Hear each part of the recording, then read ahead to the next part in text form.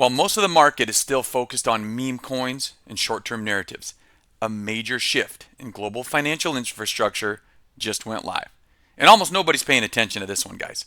Because on April 4th, SWIFT, right? SWIFT, the backbone of international banking, completed its latest round of cross-chain trials for tokenized asset transfers.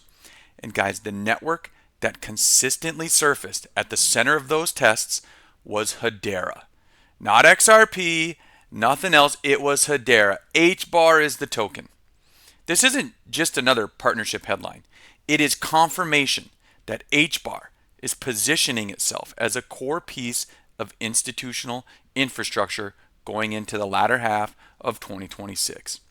And guys, if you've been waiting for the ISO 20022 narrative to translate into real-world implementation, this is the first credible signal that's happening. I mean, we've seen it everywhere. Oh, ISO 2022 compliant. Well, what does that mean if nobody's using it? This, guys, this is the signal that we're looking for. Today, we're going to be looking at the SWIFT integration, the impact of the Clarity Act, and why HBAR may be one of the most mispriced assets in the market right now. So let's talk about SWIFT, right? At a high level, SWIFT is not being replaced by blockchain. It is going to be extended by it. And that's a very important distinction, right?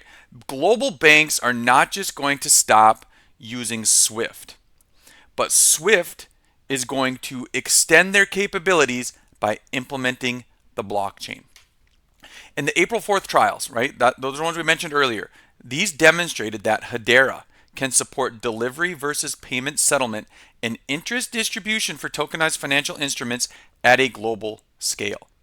So why Hedera? Well, first, guys, messaging compatibility. Hedera is aligned with ISO 20022. That's important. SWIFT needs that.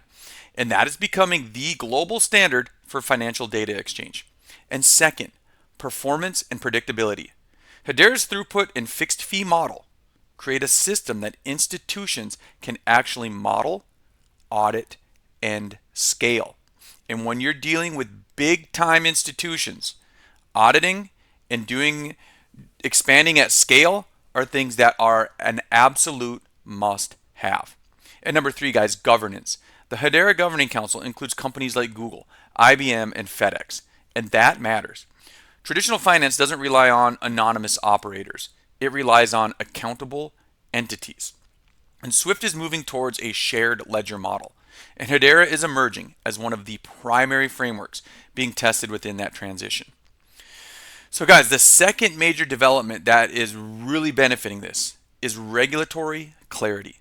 In late March, a joint posture from the U.S. Securities and Exchange Commission and the CFTC signaled that HBAR is being treated as a digital commodity rather than a security. So it's in there with XRP, it's in there with Ethereum, all those big ones, right? And that distinction now becomes very critical because many projects are still navigating enforcement risk, right? But Hedera is aligning directly with emerging legislation like the Clarity Act. And with the Senate decision expected soon, the regulatory uncertainty that has weighed on HBAR for years may soon be resolving.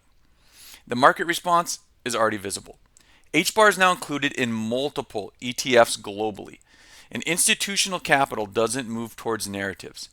It moves toward regulatory certainty. The big boys are not going to put their money into something that is unregulated and that could blow up or cause them to get sued. So Hedera being in those classes will draw institutional money guaranteed. And now let's talk about the value, because ultimately, guys, we need to make some money. We're in crypto to make money, right? And if you're in one of the big boys, you are betting on a financial infrastructure play. So despite all these developments, okay, HBAR is still trading as a mid-tier asset. It can't crack 10 cents anymore. But at the same time, the underlying network is expanding into real-world use cases. And FedEx joining the Governing Council introduces direct exposure to global supply chain infrastructure. BitTrade listing at HBAR opens access to regulated Asian markets. And the transition of core tooling into the Linux Foundation reinforces its position as enterprise-grade open infrastructure. The disconnect is straightforward. The market is pricing HBAR based on legacy perceptions, while the underlying system is being integrated into institutional workflows. Okay, the value is not being monetized yet, but HBAR is sticking its tentacles into everything that matters until it is integrated into everything the big boys are doing. And once the market realizes that, watch out. Because historically, if we go look back, once infrastructure reaches this stage, usage and eventually volume will follow. So what's the so what? What is the big deal about this? Why does it matter? And like I said, how will it make me money? First, the ISO 20022 rollout. Okay, so as Swift phases out unstructured messaging later this year, systems that are already aligned will benefit from increased demand. And second, regulatory confirmation. If the Clarity Act passes, it removes a major barrier for institutional participation. And third, capital flows. The expansion of exchange-traded products suggests that positioning is already underway. And at this stage, HBAR is no longer a speculative narrative. It's positioning itself as part of the underlying infrastructure layer. So the integration phase is largely complete. The standards are being defined, and what remains is the market to finally recognize what Hedera has done. So the question is timing, right? Whether the market reprices before or after these developments become widely understood. So let me know where you stand, guys. HBAR or XRP? Which network ultimately captures the Swift-driven flows? And if you want to stay ahead of these shifts, make sure you hit like, hit subscribe, and I will see you in the next one.